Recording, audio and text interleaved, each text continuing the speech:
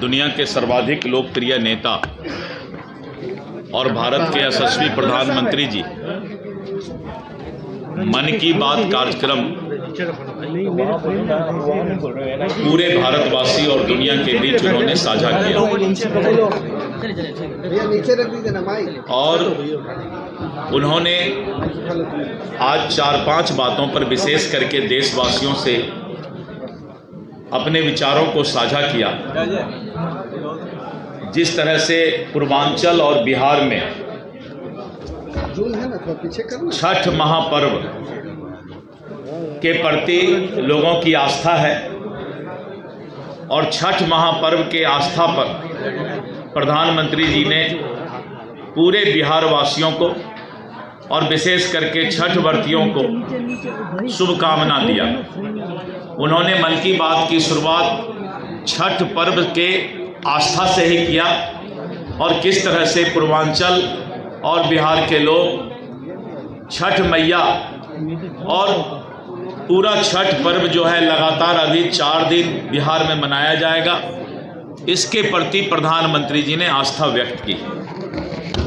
उन्होंने छठ पर्व और दीपावली पर लोगों ने जो स्वदेशी सामान को अपनाने का काम किया और जो जीएसटी की बचत स्वदेशी सामानों पर लोगों को हो रहा है, उसकी भी उन्होंने चर्चा की और पूरे देशवासियों से अनुरोध किया कि आप इस देश में बने हुए स्वदेशी सामान का ही उपयोग करें। आज प्रधानमंत्री जी ने जो हमारा राष्ट्रीय और इस देश का वंदे मातरम गीत है, वंदे मातरम के महत्व और इसकी जो सकारात्मक ऊर्जा इस गीत को गाने से ही मिलता है, उस पर उन्होंने चर्चा किया और वंदे मातरम के महत्व को भी उन्होंने देशवासियों को बताने का काम किया।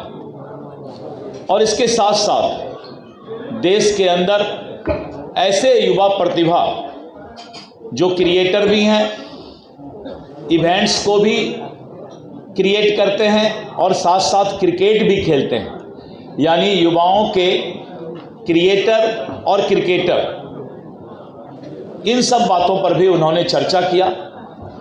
और इसके साथ साथ जिस तरह का अत्याचार अंग्रेज़ों के ज़माने में, मुग़ल के ज़माने में होता था और खिलजी और ऐसे लोगों के बारे में उन्होंने चर्चा किया कि किस तरह का अत्याचार वो लोग इस देश पर करते थे, लेकिन आज भारतवर्ष की विरासत और संस्कृति इतना मजबूत है कि आज भी हम आगे बढ़ रहे हैं। तो प्रधानमंत्री जी जब भी मन की बात करते हैं, युवाओं को, प्रतिभा को, देश की विरासत को, स्वदेशी और हमारे राष्ट्र के महत्व को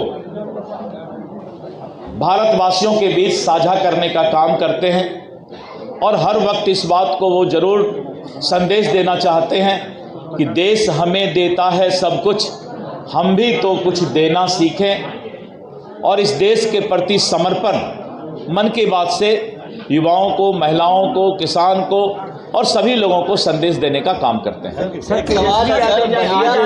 दहेज में वोट मांगेंगे, कह रहे छपरा आरा ना होता तो यूपी के लड़के कुंवारे रह जाते। समाजवादी पार्टी और राष्ट्रीय जनता दल का क्या संस्कार है, मैं उसको बोलना नहीं चाहता हूं, बताना नहीं चाहता। राहुल गांधी नजर नहीं आए अभी तक, इतने दिन बीत गए, चुनाव प्रचार शुरू है। अब ये तो कांग्रेस पार्टी को सोचना है।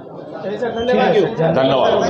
बलिया से समाजवादी पार्टी के एक सांसद तेजस्वी यादव ने आज घोषणा किया है कि अगर महागठबंधन की सरकार बनती है तो त्रिस्तरीय पंचायत प्रतिनिधियों का मानदेय दुगना किया। मैं मीडिया के बंधु से बताना चाहता हूं, आप इसको मीडिया में चलाने का काम करें भैया कि इंडी गठबंधन कांग्रेस और राजद के नेता जुमलेबाजी करना शुरू कर दिए और इनको जब सरकार में रहते हैं तब इनको किसी की याद नहीं आती है, लेकिन अब जब इलेक्शन 5-6 दिन 10 दिन के अंदर समाप्त हो जाएगा तो जुमलेबाजी शुरू कर दिए।